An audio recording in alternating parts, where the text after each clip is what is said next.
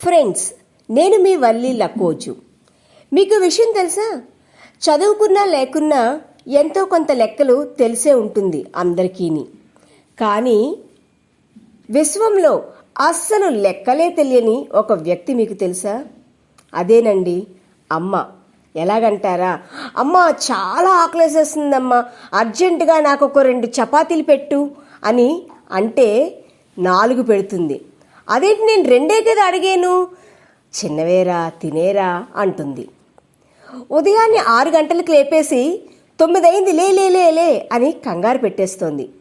ఎగ్జామ్స్లో 40% మార్కులు వస్తే ఎదురింటి వాళ్ళకి పక్కింటి వాళ్ళకి మా అబ్బాయికి 75% వచ్చింది తెలుసా అని చాలా గర్వంగా చెప్పేస్తూ ఉంటుంది.